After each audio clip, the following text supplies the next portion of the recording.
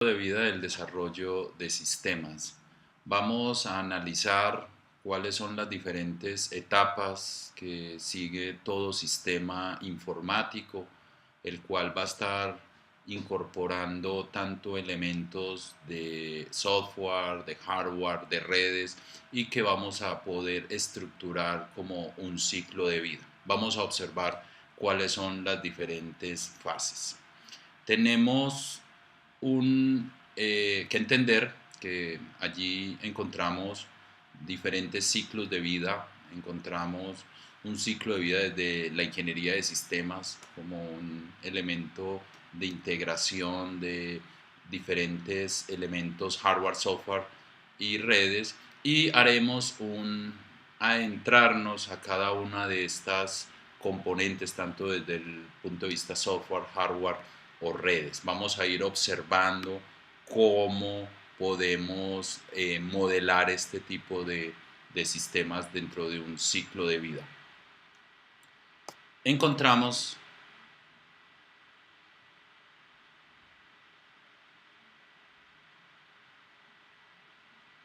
encontramos el siguiente ciclo, que es un ciclo bastante típico, cascada, el cual arranca desde una idea, una iniciativa, un problema, una oportunidad, y pues seguimos por una serie de fases muy clásicas de los modelos de cascada que son bastante seguidos en este tipo de sistemas a través de fases de planeación, análisis, diseño, implementación y finalmente ya puesta en funcionamiento del producto.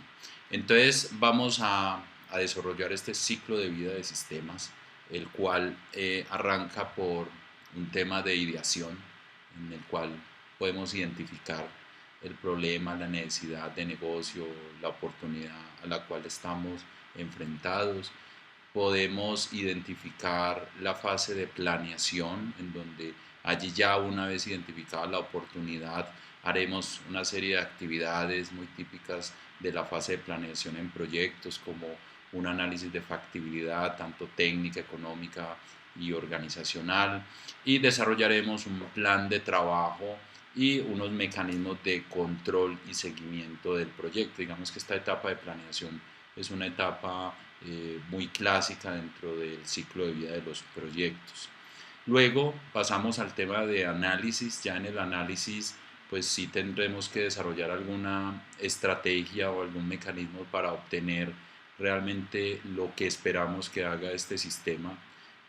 Luego, de acuerdo a la estrategia, ya sea a través de entrevistas, a través de que el usuario me lo diga directamente, a través de la expertise que nosotros como participantes en el apoyo al desarrollo podemos trabajar conjuntamente con el cliente para luego ya irnos a determinar los requerimientos de negocio, no tan tecnológicos, sino más cuáles son las funcionalidades globales que esperamos que el sistema nos arroje.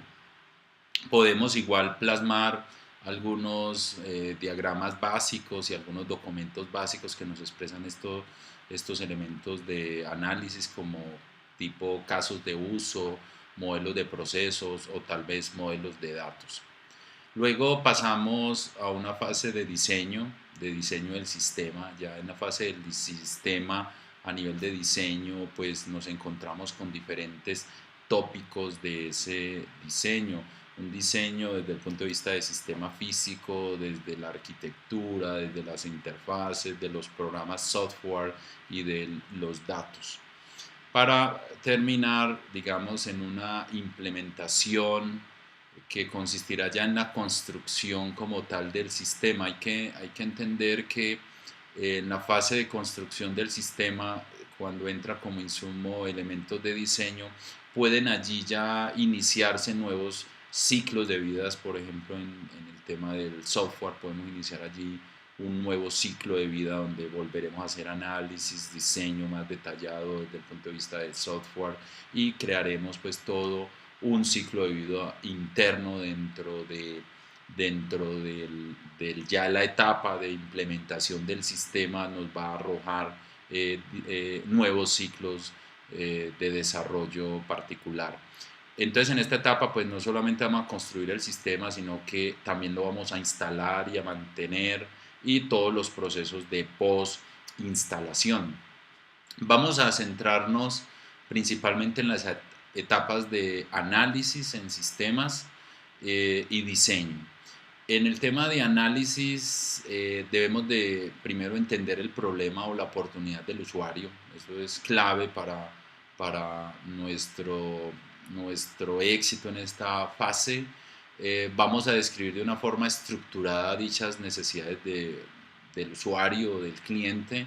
Esto para ello tendremos diferentes instrumentos que nos van a permitir expresar estas necesidades del usuario y las cuales pues quedarán en un documento formal que llamaremos requisitos del sistema. Estos requisitos del sistema luego obviamente se van a trasladar en requisitos específicos para el tema de software, para el tema de hardware o para el tema de redes. Pero en principio el insumo de estos requisitos del sistema pasarán a la fase del diseño del sistema y ya cuando vamos a la fase de implementación del sistema, allí volveremos a tomar de nuevo estos requisitos como insumo a muchos de estos procesos. Entonces, en el análisis de sistemas vamos a identificar las funcionalidades o servicios del sistema. Allí vamos a identificar los requisitos funcionales y no funcionales, entendido los no funcionales como tanto restricciones como expectativas de robustez y escalabilidad para nuestro sistema, representado principalmente en lo que conoceremos como atributos de calidad. Entonces se van a definir esos servicios, lo que le va a ofrecer el valor realmente agregado al usuario y pues todo esto lo vamos a expresar en un documento. Vamos a seguir un ejemplo simple de lo que es posiblemente una especificación de un sistema relativamente simple para seguir acá. Vamos a utilizar este ejemplo, vamos a utilizar un juego, vamos a definir un servicio que permita a múltiples parejas de jugadores ejecutar el tradicional juego, el tricky o el tic-tac-toe. Esto es, digamos, la oportunidad que hemos detectado de crear un servicio en internet, digámoslo así, que nos permita jugar de forma distribuida por los jugadores. Como recordarán, el juego es algo simple, es bastante simple, es un tablero de 3x3 en el cual de manera alternada cada jugador coloca un símbolo X o el O y puede haber un ganador si logra colocar 3 símbolos en línea, horizontal, vertical y diagonal, o puede también en este caso no haber ganador. En este caso, digamos, es un juego o es un servicio bastante simple, pero que nos ayuda a ilustrar el cómo se realiza el proceso de análisis y diseño a nivel de sistemas. En el caso entonces del tricky distribuido, vamos a tener unas funcionalidades bastante simples. Vamos a permitir que el jugador pueda entrar, salir, registrarse en el sistema. Vamos a permitir que un jugador busque un contrincante y ya cuando se ha establecido una comunicación y una sesión entre dos jugadores, pues ya cada uno comenzará a realizar el juego con el contrincante seleccionado y podrán quedarse allí jugando varias partidas o hasta que decidan terminar, luego irán a buscar otro contrincante o finalmente decidirán salir del sistema. Son básicas estas funcionalidades y pues digamos no representa grandes retos a nivel de digamos de lógica de negocio. A nivel no funcional, pues vamos a especificar unos aspectos muy básicos y muy preliminares. Vamos a especificar que debemos de soportar opciones de seguridad. Ya miraremos más adelante qué son esas opciones. Voy a tener un estimado de unos 10.000 usuarios máximos registrados y debo de soportar 1000 juegos simultáneamente. Y también voy a diseñar el sistema, o debo de diseñar el sistema para que soporte un nivel de tiempo arriba, o de estar andando de el 99.9%. Ese es el uptime como medida inicial de este sistema. Y pues vamos a utilizar una aplicación web sencilla.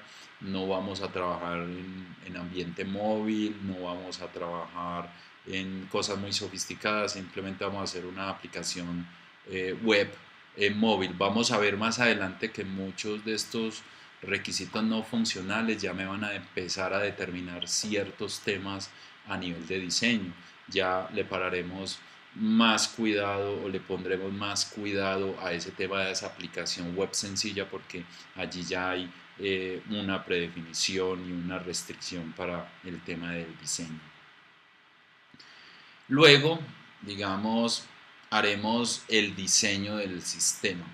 El diseño del sistema básicamente corresponde a un diseño de arquitectura del sistema. Se ve como un diseño global, no muy detallado, no al detalle. El diseño detallado estará internamente ya en el desarrollo del software, o de la red, o del hardware, pero en esta fase del diseño del sistema simplemente daremos una visión global detallada como visión global. Sin embargo, ya se desarrollarán otros procesos de diseño más detallado. La idea es ver cómo podemos trasladar muchos de estos requisitos a realmente ya problemas de diseño, de tal manera que ya nos comiencen a visualizar una solución efectiva para este problema. Es un proceso iterativo, o sea, es un proceso en el cual podemos estar haciendo un refinamiento con base en tantos requisitos funcionales y no funcionales, mediante un proceso de validación. Entonces, siempre vamos a volver a mirar el problema, vamos a lograr una aplicación de diferentes estrategias de diseño, vamos a evaluar, a escoger la alternativa, y por último vamos a verificar, y allí nos quedaremos en este ciclo, digamos, retroalimentado. Por ello, entonces, vamos de forma inicial, el diseño global, vamos a empezar con una etapa bastante simple, una vez ya entendidas estos requerimientos funcionales y no funcionales, y va a consistir en comenzar a diagramar y a expresar en unos artefactos de diseño lo que vamos a llamar el diseño global del sistema. Este diseño global del sistema nos permite identificar unos componentes muy gruesos, a un nivel de granularidad bastante gruesa, y nos va a permitir empezar a identificar una relación entre esas entidades. Vamos a utilizar algunos diagramas de UML que nos facilitan mucho la, el plasmar este diseño, y mediante un acercamiento que llamamos vistas de arquitectura, que en una sesión posterior vamos a profundizar en mayor detalle.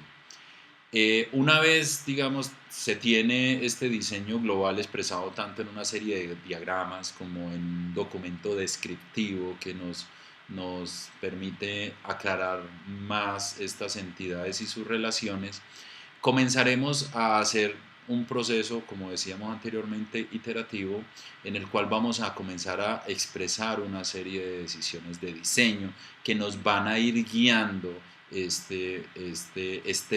definición de arquitectura y atributos de calidad. Como primera etapa tendremos este diseño global. Con base en este diseño global vamos a comenzar a identificar unos componentes globales que van a estar dentro de estas entidades, y mirar cómo se dan estas relaciones entre los diferentes componentes. Aparecerán otro tipo de artefactos allí, como es, digamos, ya el tema de adentrarnos en el tema de la infraestructura TI y de las aplicaciones como elemento principal. Vamos a ver un ejemplo que nos permita ilustrar más adelante estos conceptos. Entonces, por arquitectura del sistema vamos a identificar estas entidades como entidades o actores.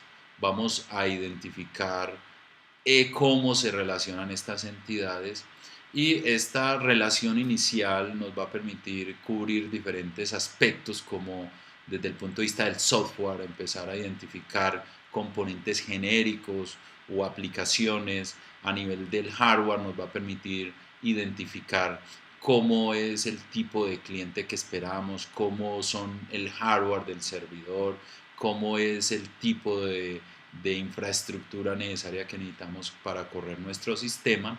También tendremos una percepción también a nivel de cómo son esas redes, si es un ámbito solo local, si utilizamos redes a través de internet o utilizamos redes alámbricas, inalámbricas, móviles o fijas.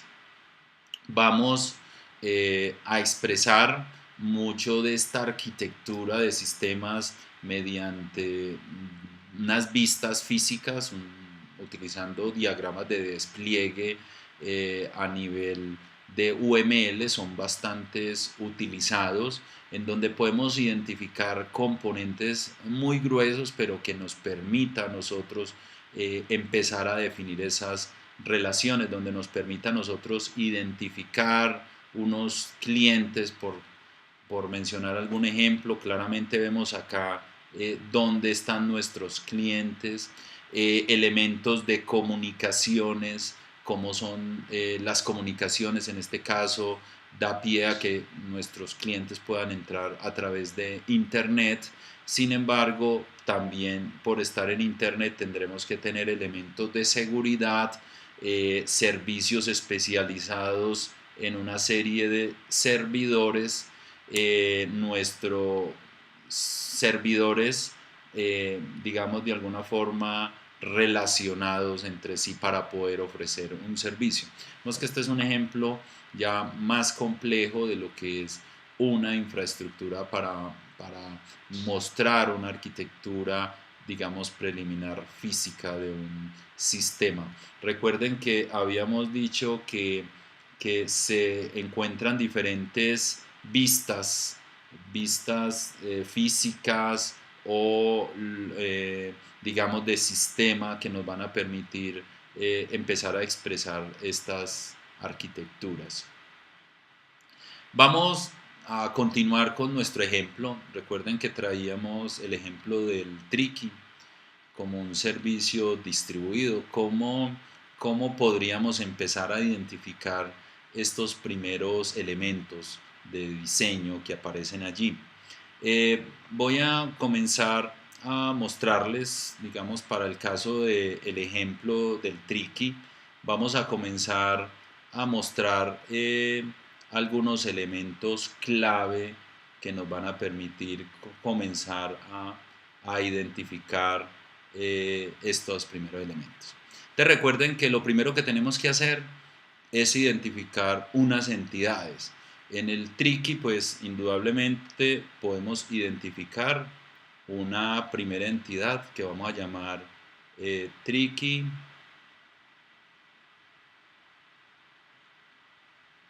cliente. Tenemos un Tricky cliente, quien va a ser la entidad, digámoslo así, que va a permitir a un jugador ejecutar pues este tradicional jueguito.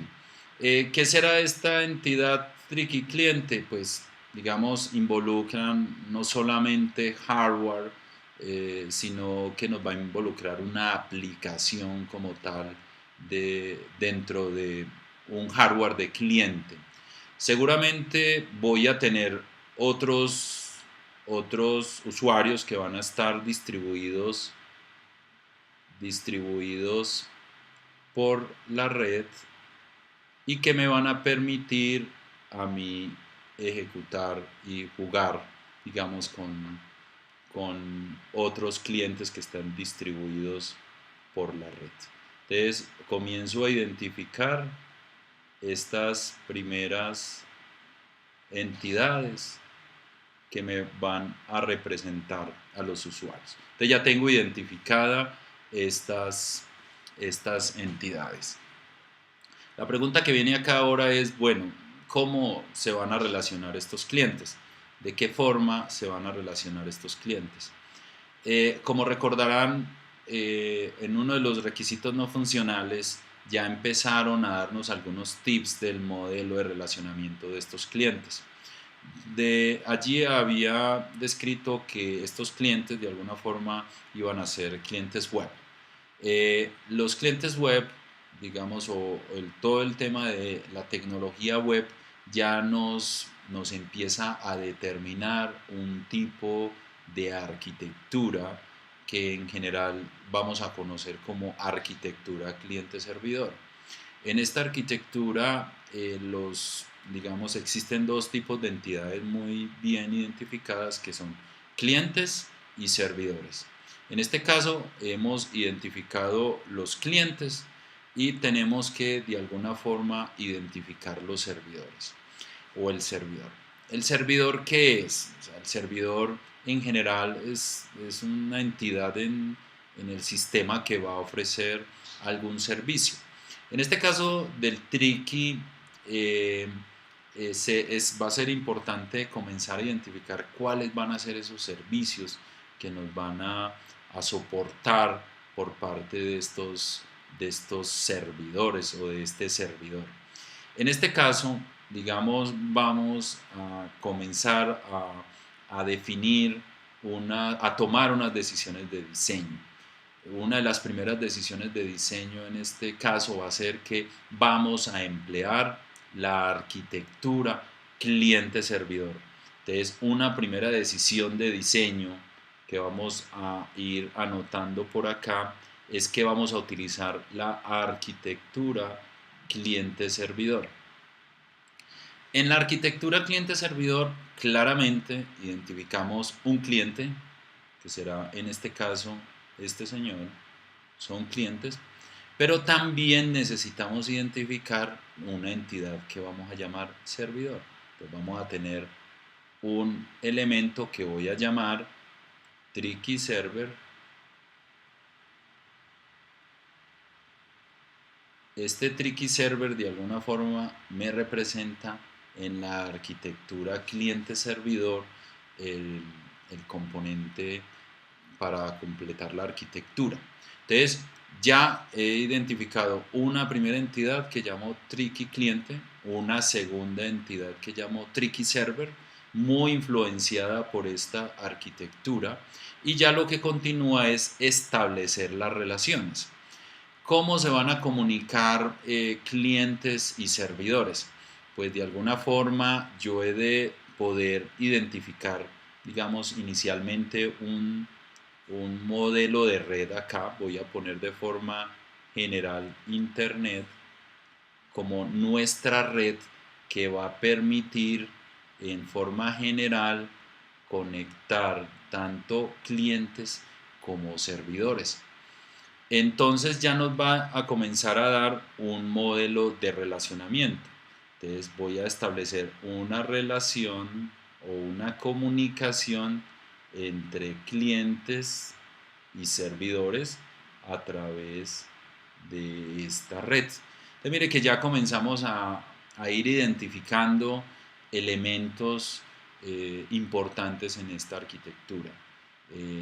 Vamos a comenzar identificando elementos de cliente-servidor, vamos a ir identificando redes de comunicaciones, en este caso determinamos que iba a ser Internet, y vamos a comenzar a dar unas relaciones entre esas entidades.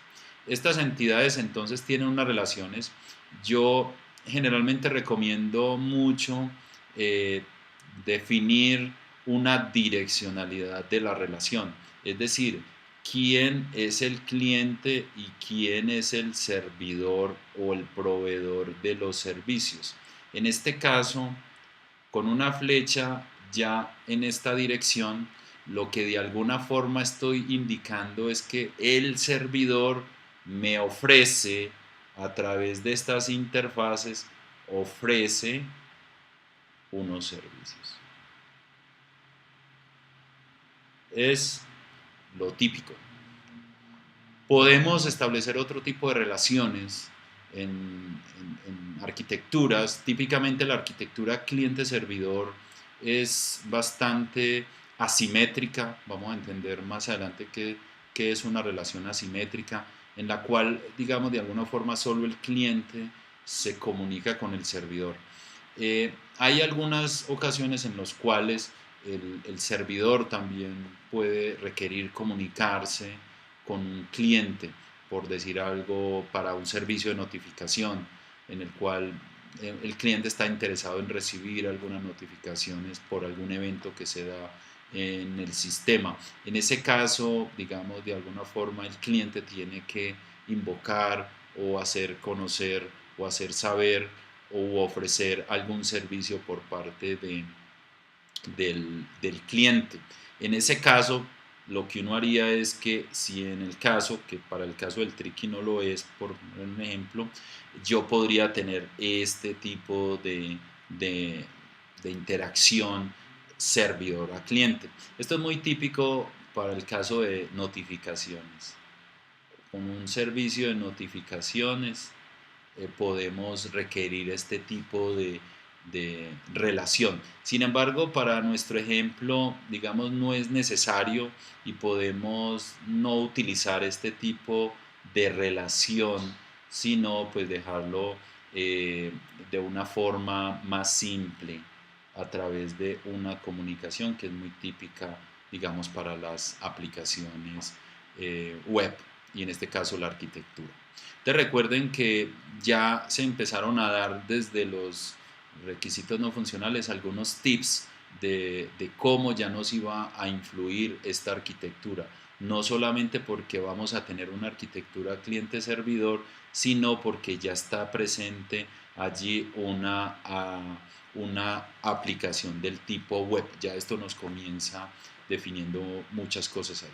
Entonces digamos que tenemos este primer diagrama, es un diagrama básico en el cual nos permite comenzar a expresar mucho del diseño global. Estos diagramas igualmente pues estarán acompañados de un documento que nos va a permitir explicar en mayor detalle en qué consisten las entidades Tricky cliente, en qué consiste la entidad Tricky servidor, cómo son las comunicaciones y cómo son estos servicios que aparecen allí. Es también a veces importante comenzar a expresar en estos diagramas, en, digamos, segundo nivel de refinamiento, expresar elementos que nos van a dar luces acerca de cómo es la arquitectura física. En este caso, digamos, de alguna forma, esto es una arquitectura más lógica que física, pero de alguna forma yo puedo comenzar a generar estas vistas ya más desde una óptica de vista física. ¿Cómo lo hacemos? Estas entidades finalmente lo que van a hacer es que van a reposar, digamos, van a reposar en lo que llamaríamos un cliente. Digamos que este es un hardware de cliente, el cual tiene, pues, digamos, hardware, porque pues va a ser un PC o va a ser un laptop, bueno, puede ser de muchas formas visualizado este PC.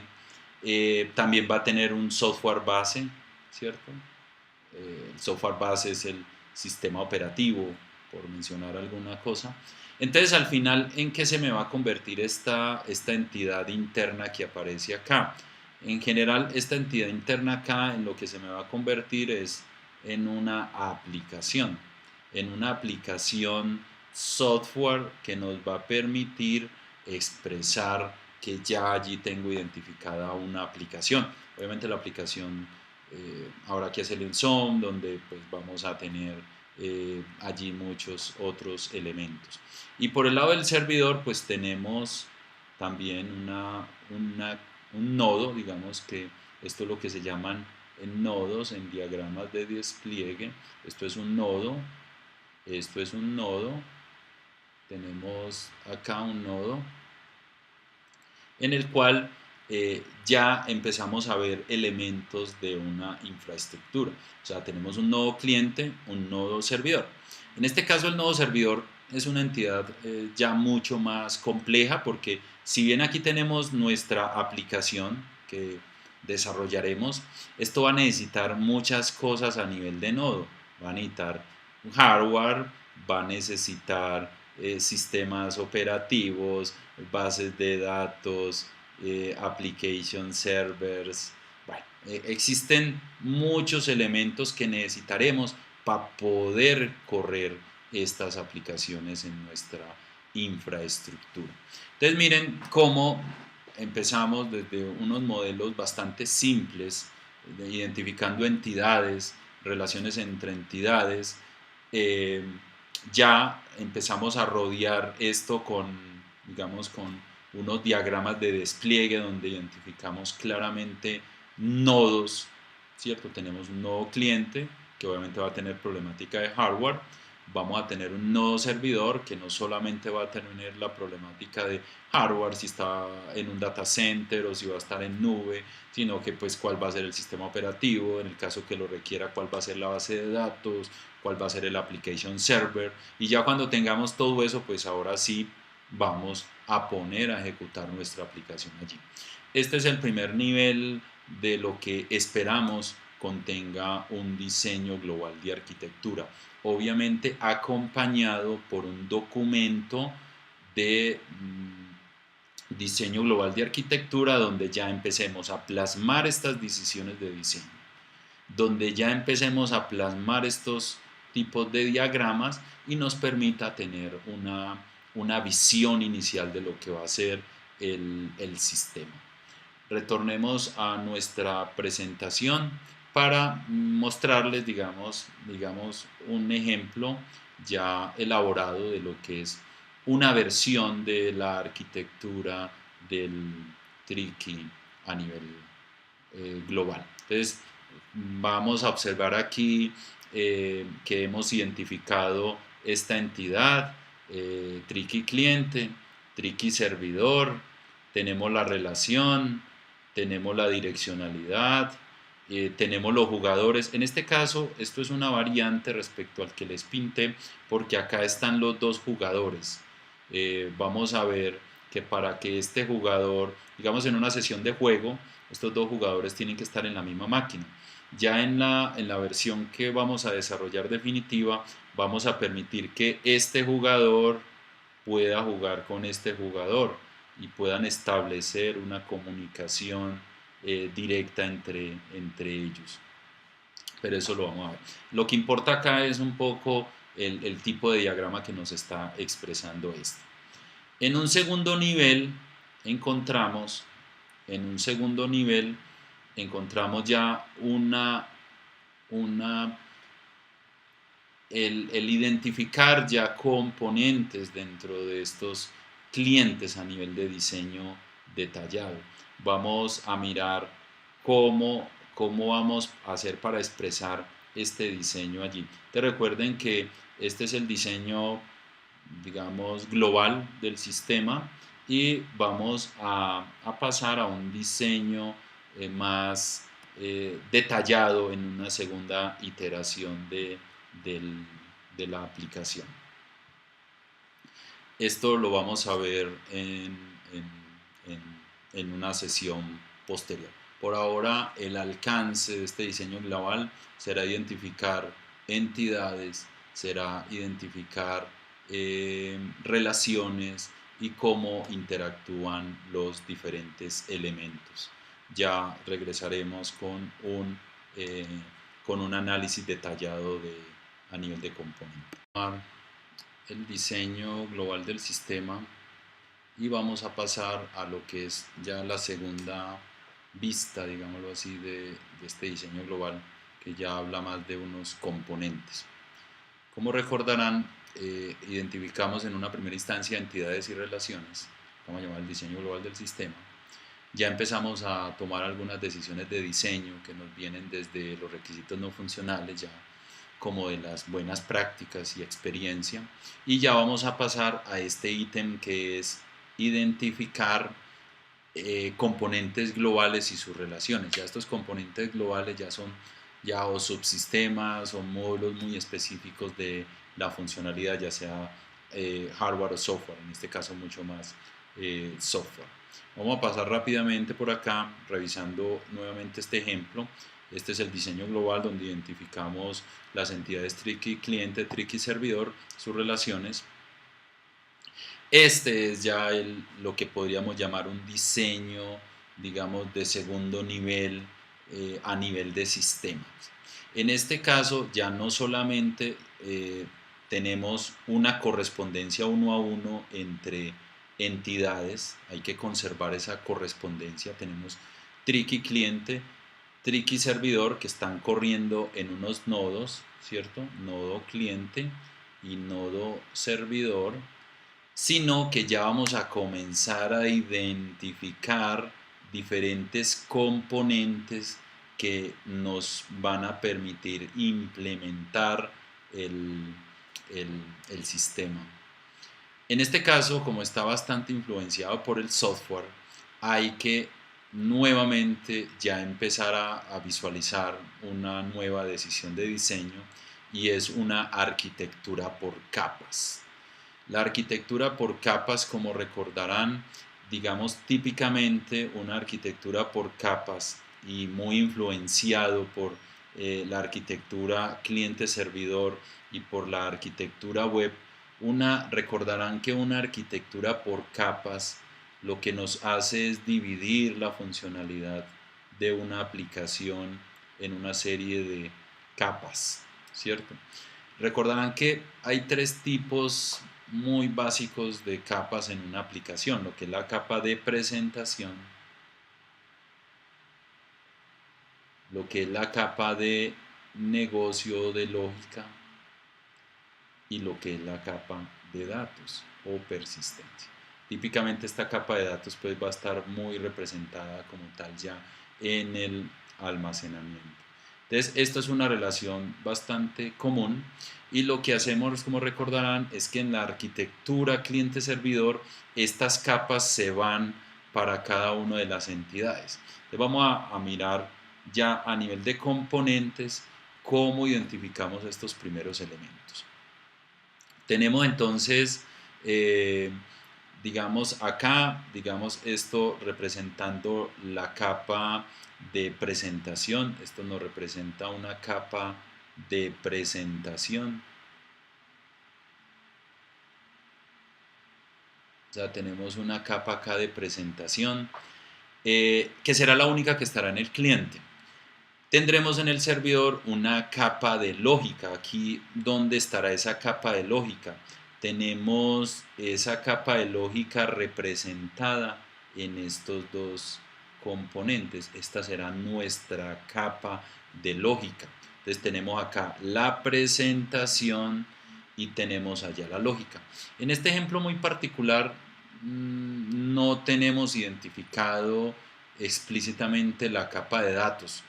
En el momento que tengamos login, logout, guardar récords y todo ese tipo de cosas, vamos a tener que involucrar estos tipos de componentes. Pero igualmente ustedes se van a preguntar, bueno, ¿y qué hacen estos otros elementos? ¿Qué son? ¿Qué son estos elementos que aparecen acá? ¿Qué son estas entidades, estos componentes que no parecerían estar directamente relacionados con un modelo de capas? Estas entidades son las que vamos a conocer como el middleware. Estas entidades son las que nos van a permitir representar a nosotros todo lo que es una funcionalidad de comunicación. En un sistema distribuido, entonces cuando estas capas están distribuidas a través de una arquitectura, necesitamos cómo conectarlas. En este caso, la manera en cómo logramos conectar entidades, componentes de cliente y componentes de servidor será a través de un modelo de middleware, que ya miraremos en qué va a consistir. Entonces, el diseño de arquitectura más detallado de un sistema consistirá en comenzar a identificar componentes dentro de cada una de las entidades, mantener las relaciones, no se pueden perder, tienen que haber coherencia. Tienen, de acuerdo al tipo de arquitectura, en este caso muy representada en cliente-servidor y una arquitectura por capas, entonces vamos a tener que definir entonces estas capas a qué parte de la arquitectura han ido. Entonces en el cliente va a permanecer la presentación, en el servidor va a permanecer la lógica. Ahí aparecen otros componentes de middleware que son necesarios, y en este caso y en este ejemplo particular no requerimos el tema de persistencia de datos. Este es entonces digamos, el siguiente nivel de detalle que tiene una arquitectura de sistema. Comenzar a identificar componentes, relaciones y empezar a hacer explícito el tema de los middleware.